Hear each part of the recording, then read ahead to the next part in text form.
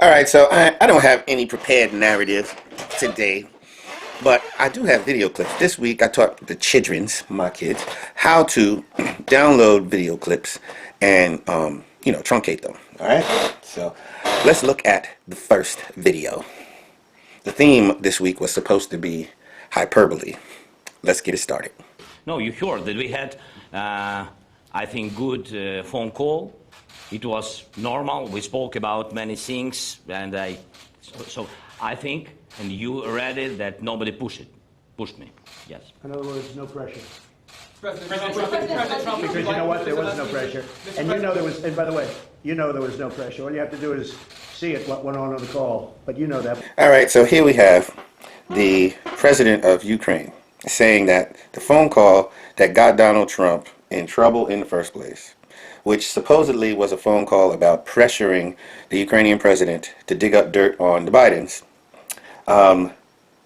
Well, that phone call had no pressure, and that was the testimony of the Ukrainian president himself. This concept of pressure only helps people who, it's a foregone conclusion they hold in their heart that President Trump is criminally wrong in some kind of way, and they're going to either find what he's done that's against the law, or they're going to, or bust. They're going to find something against him because they truly believe, almost like a religion, that he must be wrong. Now, this kind of belief goes with the religion of liberalism. I was a victim of this kind of thing before because liberals are actually at root parasites. And in order to be a parasite, live off the state or live off the taxpayers and this kind of thing, you have to carry around an entitlement. Okay? Now, an entitlement mentality is one where, your benefactor had no choice but to cough up the goods in the first place. Okay? An entitlement mentality means that you owned what was, what the haves had. The have-nots believed that the haves' property was theirs according to some sort of divine right of have-nots. Really what's going on there is when they hear about conscience and they hear about collective work and responsibility, when they hear concepts of charity, they actually don't develop the respect for the giver, and they assume the goods that should be given. And so President Trump and people like him know that they have the right of ownership to give or not give. Okay, so they don't subscribe. Some haves do subscribe to the idea and will be guilt shamed into coughing up their stuff. They will even be guilt shamed into thinking that they had no choice. Okay, and in that kind of world, the people in the controlling position are the people who accuse the haves of being stingy. Okay, and it's a complete reversal of the dominion of wealth, the dominion of the successful. Okay, because instead of treating the successful like they're vindicated through their good practices, good decision making, it is the have-nots who are vindicated through this belief and this mob mentality that guilt shames the haves into coughing up their stuff. I mean, liberalism has been very successful in the environment where the haves feel obligated. Okay, so what happened here? President Trump is one of these haves who knows that he doesn't have to give, and if you try to take away his dignity as a man who could choose to give or not give, he'll show you that he could choose all by himself not to give. He's one of those people. He'll gladly give if you respect him. Okay, he cares about being respected, and if you don't respect him, he'll show you that he doesn't feel obligated to, be nice to you. Okay, and that messes up the idea of the have-nots because guilt shaming doesn't work. So he's breaking their religion. Must be something wrong because he's not behaving according to script. And this is a lesson for other shrewd people that have any measure of success in their life, on a small scale or a large scale. Don't be saddled with some obligation that reciprocates with the entitlement mentality of people whose best practices still keep them in the realm of have-nots. Let's see the next clip. And two associates of the president's personal attorney, Rudy Giuliani. One part of the conversation focuses on former U.S. ambassador to Ukraine, Marie Yovanovitch. Yovanovitch was removed from her post last year. State Department officials called her ouster a politically motivated smear campaign run by Rudy Giuliani. Lev Parnas, who's under federal indictment, turned over the recording to House investigators through his lawyer as part of the impeachment inquiry into the president. The president said earlier this month on the North Lawn of the White House that he doesn't know who Parnas is. Based on the recording, the audio from the recording, the president appears to direct either Parnas or Igor Fruman to, quote, take care of Yovanovitch. Okay, regardless of whether the president knows who Parnas is, to call the removal of an ambassador to Ukraine who was getting in the way, disagreeing with the agenda set by the president. So what if the president wanted to look into corruption? The only reason why you would think that's stupid or wrong is because your guy, a fellow Democrat, was going to burn for it, okay? And so all principles are out the window when you're going to get burned for violating universal right and wrong. So all of your principles are gone, and this is why you're now resorting to wild lies. I've had that situation happen against me. I mean, I had an entire cabal of people take a molehill and make a mountain out of it, because, I'm rough and I cuss. But you had serious mismanagement of basically publicly funded services by a public official that I was calling out. And, so all principles went out the window when the elites or those who run the game are about to be turned upside down for any treachery that they're actually guilty of. So they pressure you and they whip up a frenzy to the point where it's like, hey, do you want the original trouble that you called me out for, or do you want this targeted, personalized trouble that I'm able to whip up against you?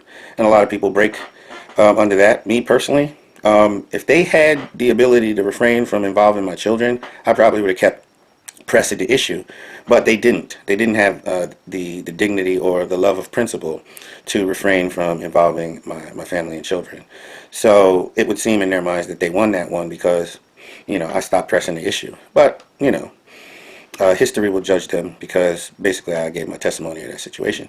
Now, when you have the president being called out for politically targeting the ambassador, like the ambassador said, she and all ambassadors serve at the pleasure of the president. He sets foreign policy, and she's not supposed to stand in the way with a toe in the door, blocking him from slamming the door on certain actions. So because there was an indication that she was standing in the way, President Trump was like, well, we need somebody else, somebody who's going to play ball. All right. So it's not to be characterized honestly in the way the Democrats and the media have characterized it. It's not politically motivated. It's strategically motivated. And the strategy is a right strategy. Okay? For the sake of the nation, it is a right and proper strategy. The reason why they want to characterize it that President Trump is in the wrong is because she was stonewalling the pulling of a thread that would lead to the Bidens. Okay? And he's a Democrat, so she must be right, even though she doesn't have the power to remain in her position once she is found out to be cross with the president. That poll is wrong. It's just I don't believe it. It makes no sense. All right, so here you have some guy on CNN. I don't watch CNN. My kids pulled up this clip, but he's saying that Democrat support of impeaching and removing Trump slips in some recent CNN poll, right? And he doesn't like it, so he just says that poll is wrong. So people are picking and choosing because there's a predetermined narrative, and like I said, they've predetermined that Trump's the bad guy. Let's say you're a bad guy. Let's say you've done something unprincipled, but you insist that people treat you with the dignity of a right-standing person. Okay? If they show you any anger or displeasure that you harmed them or disappointed them, are you going to chastise them for emotionally harassing you? There are some narcissists doing just that. I mean, in a sense, they wanted to get Trump for the crime of saying in the second debate with Hillary Clinton that if he was elected, he would look into her situation and appoint a special prosecutor. From that moment on, because they got their hands in so many dirty cookie jars, they were like, we got to take him out no matter what, whether he's a criminal or not. We have to treat him like a criminal. We have to see him as a criminal. We have to make the rest of the country believe he's a criminal. And we have to have him carried out in shackles just like a criminal by any means necessary. There is no other narrative, because if he's right and we've done this dirt, we're all going to burn. So that's really, I like what Roger Stone said the other day. Roger Stone said, this is the hide the Biden strategy. Okay, so all of this is nothing more than a deflection, a changing of the nation's attention away from the corruption of the Bidens, and fill in the blank with whatever corrupt officials you want. But the Bidens and a lot of the Democrats were actually the ones dirty with colluding with the Ukraine. And instead of getting caught, they're distracting everybody with this story. Is a phony, that Trump is a pathological liar and a racist, and that he lied to the American people during his campaign. Why Donald Trump is... Okay, so people say that Trump is a phony, a liar, and even racist. But honestly speaking, black jobs are up, joblessness for black Americans is down, and the long-awaited prison reform got a lot of brothers and sisters out of the pen who probably could use the leniency, because we are overrepresented in the penal system as black people. But he had some sensitivity there, and he did that. So I'm like, look, pretending that he harbors negative feelings while he's benefiting me is just the definition of insanity. The only reason why you would swim upstream against the evidence that he's benefiting, black people, you'd swim upstream and call him a racist, is because you love this narrative where everybody gangs up on him and gets rid of him for you because he's trouble for you. Because you, Democrats, and a lot of your friends are corrupt.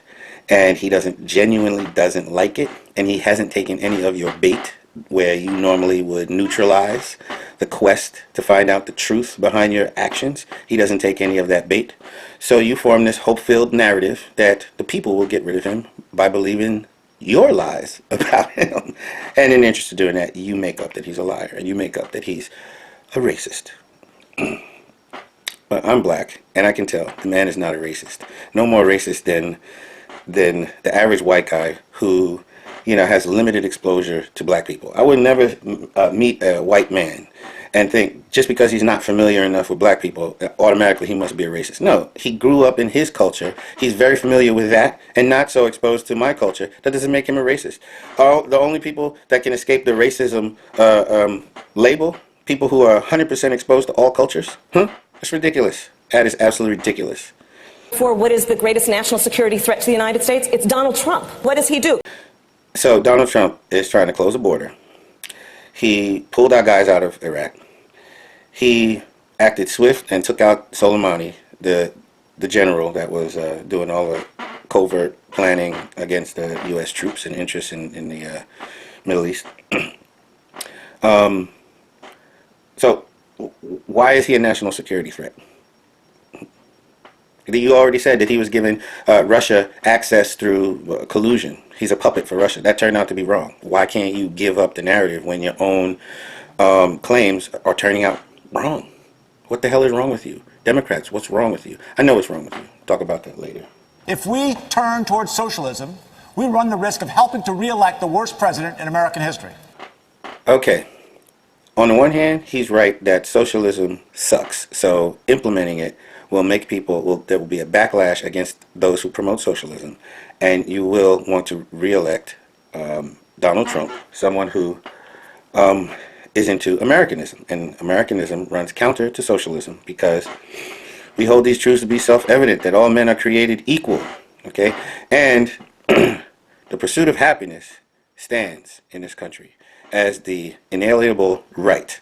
Okay? So if men and women are equal to pursue happiness, why punish the rich? Why entertain, as socialism and communism do, the idea that the haves, or people who implemented a plan and got an increase, God had blessed them, or their ingenuity had blessed them with an increase of wealth? Why are they demonized and stolen from systematically? So socialism is a covet strategy. It is systematic coveting of other people's property. Okay? It institutionalizes the coveting of the collective have-nots. First, it must gin up that covetous feeling in the have-nots through propaganda.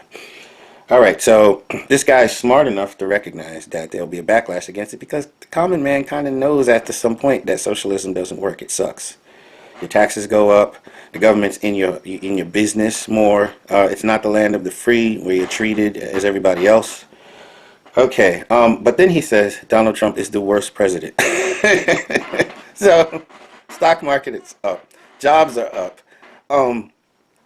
And the border wall is being built. And for the most part, Donald Trump is fulfilling all his promises. According to what metric, what criteria are you determining that Donald Trump is the worst president? You know, Barack Obama was the worst president. And people wanted to give black a chance. Fine, that's a great thing. Now that's done, okay? You can never say it wasn't done. Okay, great. But the guy was seriously socialist. And because he was seriously socialist, the growth of the GDP, very anemic, very anemic. That's what happens when you distrust the haves, clamp down on them, and don't let them breathe.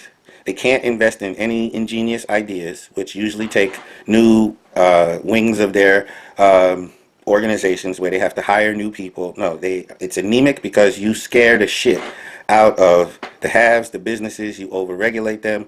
You hamstring them with regulations, and they cannot hire new people because hiring new people usually comes after somebody has the nerve to go with some wild idea of expansion that they have for their company. Okay, it's a very emotional thing. It takes a lot of guts and courage and risk. But the more you're likely to get in trouble for taking that risk, the more anemic we are in terms of a nation growing the economy. But Democrats are too stupid to figure that out. And in the meantime, in the short term, demonizing the haves gets people to vote for you because you promise to stick it to the haves. And when you do stick it to the haves, it gets worse for everybody. But idiots don't know that in the short term, that's what's around the corner until they figure it out. Okay? But the politician, well, he'll get his votes in the short term. So it looked kind of good for him. These are not long-term, deep-thinking people here. There's documents and evidence. It's not a fair trial. It's not really a trial at all. Leader McConnell's resolution would turn the trial process on its head. I thought this was a slam dunk case. They didn't call the witnesses that they're now demanding to be called. They have the sole power to impeach. They think the U.S. Senate now should spend months doing their constitutional job. What they have the sole power to do. They want the so-called evidence entered into a record. They want all new witnesses. They didn't call witnesses. They failed to subpoena. Brought before the Senate. Senate should do their job. They want special treatment. So here you have Schiff. Now, Schiff, he cherry-picked the witnesses after listening to all his prospective witnesses in a closed-off room in the basement of the House. He did not allow Republicans to enter that room. Okay? So for him to stand up, what the hell is that? I mean, for him to stand up and accuse the Senate of running an operation that's not fair, it is the most confounding spectacle. Because if people were to take this at face value, I don't know how they could, but sometimes people think that, oh, it's because I really don't understand the system, that maybe this is sound thinking in some way that just goes over my head. You do have people that are that, fucking dumb. So they'll reserve judgment and they'll go, yeah, I knew I should have studied government a little bit more. Maybe the guy's right. I just don't know.